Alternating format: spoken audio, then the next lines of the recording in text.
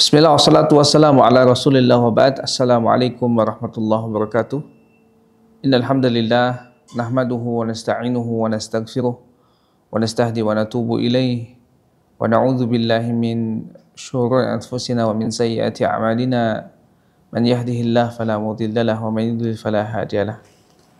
Asyhadu an la ilaha illallah wahdahu la syarikalah wa asyhadu anna Muhammadan abduhu wa rasuluhu alladzi la nabiyya wa la rasula ba'dah. Alhamdulillah, sahabat-sahabat dimanapun antum semua berada, kita telah memasuki bulan Ramadan dan kita akan terus bergulir kepada pertengahan Ramadan dan kemudian kepada akhir Ramadan. Dan yang harus kita introspeksi, amalan apa saja yang telah kita lakukan di bulan Ramadan ini. Allah Ta'ala berfirman dalam Quran surah Al-Baqarah, ba'da a'udzu billahi minasyaitonir rajim, ya ayyuhalladzina amanu kutiba 'alaikumus shiyam kama kutiba 'alal ladzina min qablikum la'allakum tattaqun. Yang artinya, wahai orang yang beriman, telah diwajibkan kepada kalian untuk berpuasa.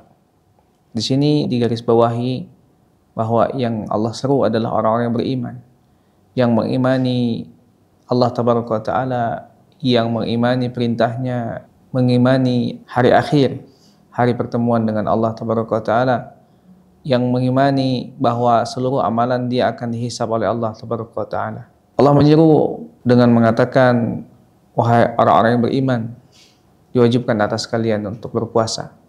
Kama kutiba 'alal ladzina min qablikum, sebagaimana telah diwajibkan atas orang-orang sebelum kamu. Dan tujuan akhirnya, wahai jamaah sekalian, adalah la'allakum tattaqun, agar kalian atau kita semua bertakwa kepada Allah Tabaraka wa Ta'ala.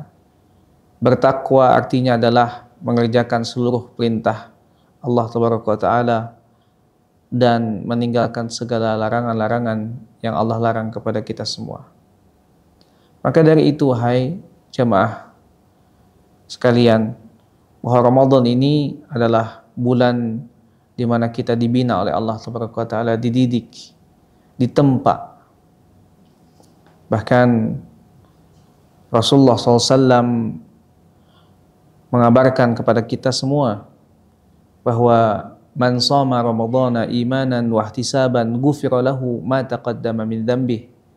Barang siapa yang saum di bulan Ramadan dengan penuh keimanannya, wa ihtisaban dengan penuh perhitungan, ya, dia menghisab dirinya, dia mengharapkan pahala dari Allah, dia mengharapkan surga dari Allah, ghufira lahu ma taqaddama min dzambih, maka Allah akan mengampuni dosa-dosanya yang telah lalu.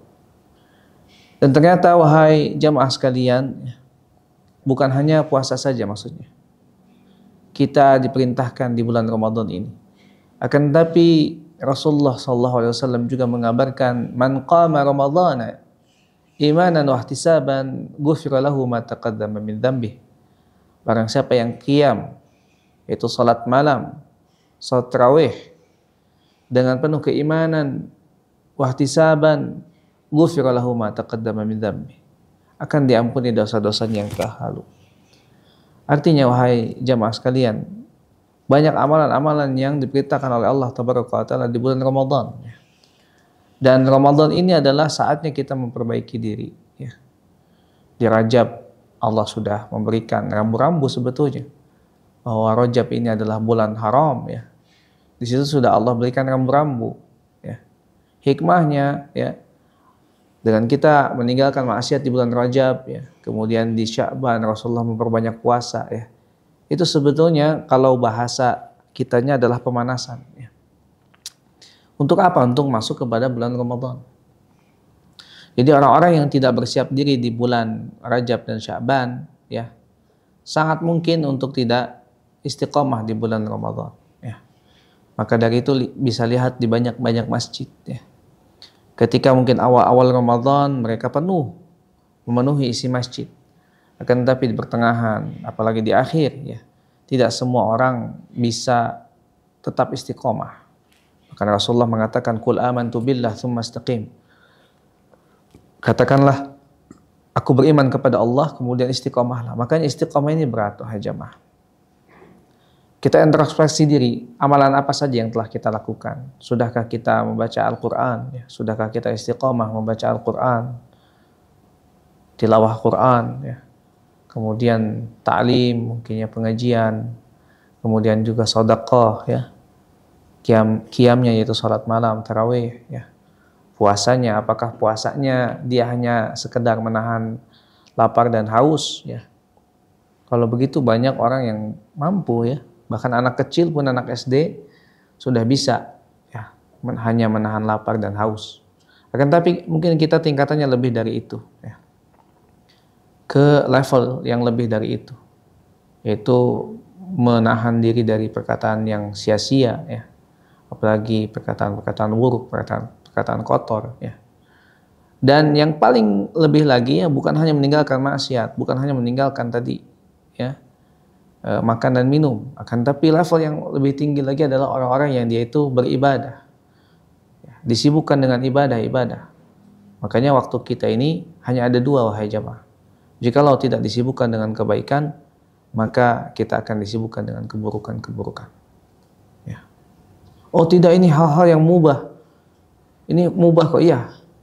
Awalnya mubah. Akhirnya kita terlena dengan yang mubah, kemudian akhirnya kita mendekati kepada kemaksiatan. Dilenakan dengan hal-hal yang seperti itu, disibukkan dengan waktu-waktu yang buruk, ya. Maka dari itu yang paling tinggi adalah orang-orang yang dia itu musabaqah. Ya, dia berlomba-lomba dalam apa? Dalam beribadah. Baca Qur'annya, ya. Dia berusaha untuk menghatamkan Al-Qur'an di bulan Ramadan ini, ya. Dan seterusnya. Apalagi sholat malamnya, ya. Memang berat, terasa berat, ya. Ada mungkin orang-orang yang selaku karyawan yang baru pulang kerja kemudian harus sholat malam, wah berat, ya. Dan seterusnya. Bahkan Allah itu mengatakan dalam Al-Quran, "Tsumma atimmus shiyama ilal lail." Kemudian sempurnakanlah saum kalian itu sampai malam. Loh, kok maksudnya apakah ketika malam hari itu ada saum lagi atau tidak? Apa kata Ibnu Katsir rahimahullah? Bukan maksudnya ada saum lagi, karena tidak ada saum setelah maghrib, ya. Maksudnya adalah di sini kesempurnaan itu adalah dengan kita mengerjakan sholat witir. Artinya jikalau saum kita ingin sempurna, ya, maka tunaikan sholat witir, ya.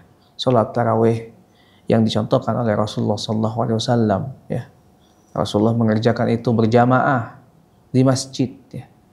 Kemudian berhenti Rasulullah. Kenapa? Karena bukan karena Rasulullah malas, bukan, ya. Rasulullah hanya takut itu dianggap menjadi wajib, ya. Akhirnya sahabat mengerti dengan tingkah laku Rasulullah, kemudian sahabatlah yang menggantikan ke masjid, ya. Diikuti oleh sahabat-sahabat yang lain, ya, oleh kaum muslimin pada hari itu, yang terus menunaikan sampai 1 bulan penuh, ya. Makanya qiyam ini berat-berat, ya. Puasa berat-berat, ya.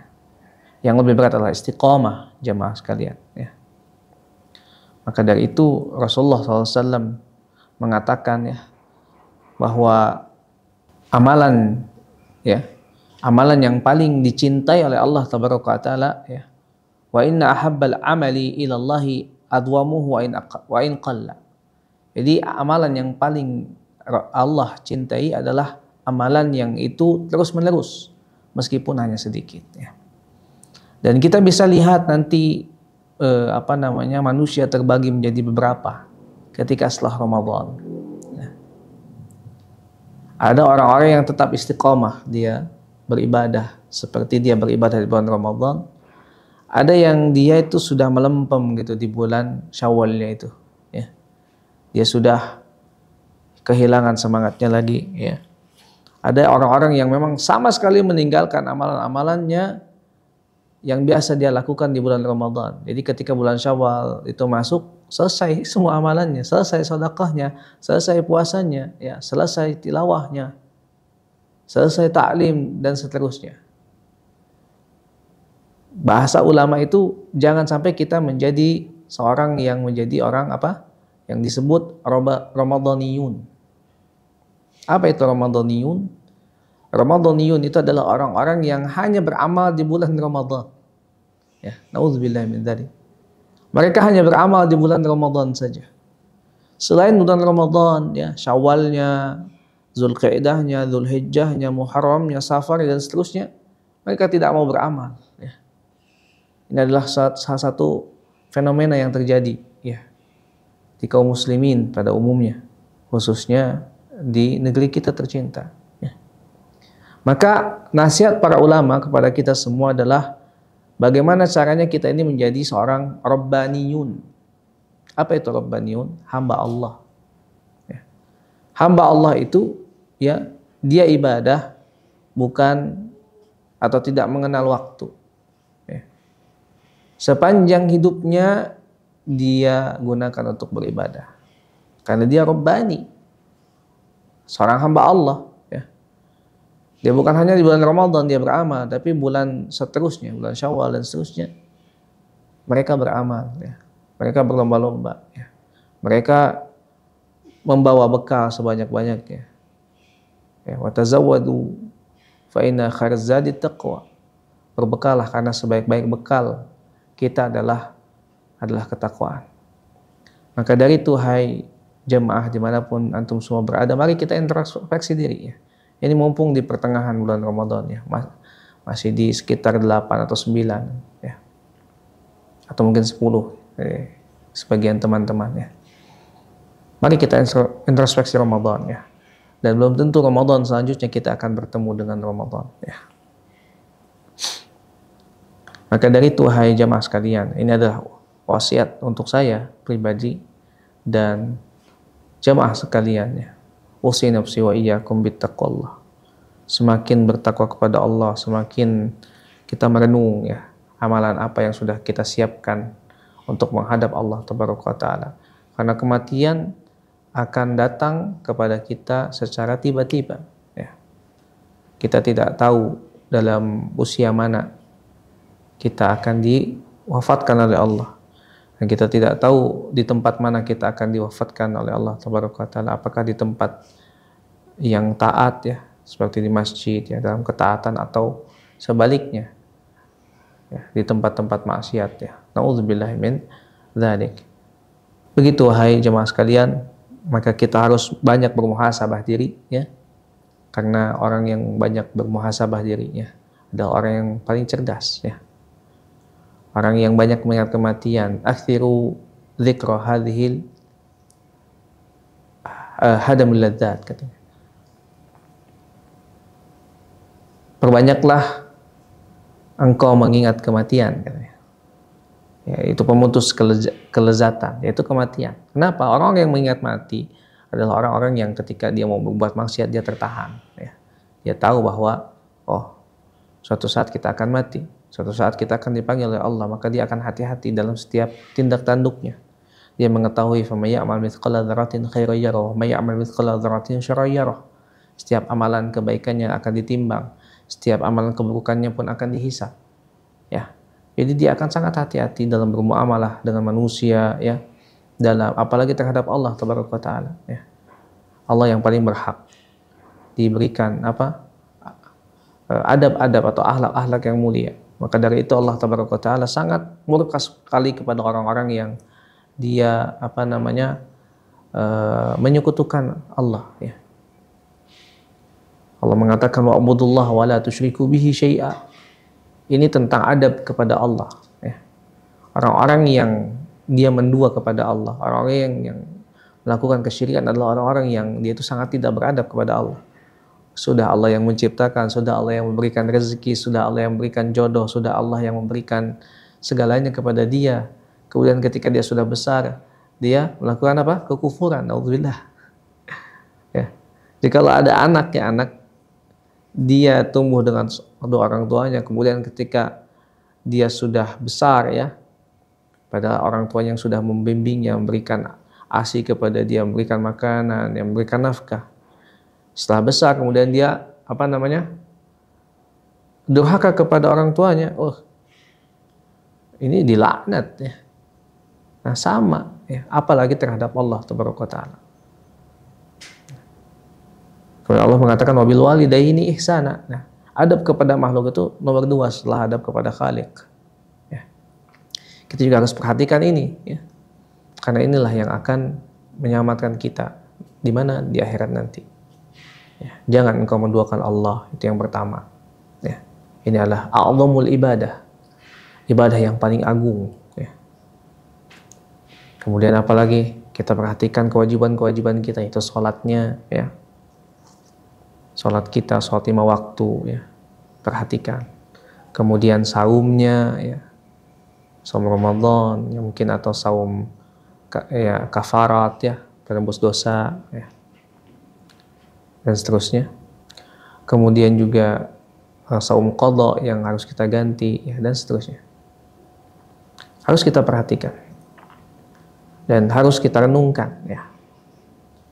Jadi jangan hanya beramal, tapi amalnya nggak berkualitas gitu, ya. Ada orang yang banyak beramal tapi nggak berkualitas. Bahkan Rasulullah mengatakan 60 tahun dia sholat, ya, nggak diterima sama Allah. Kenapa?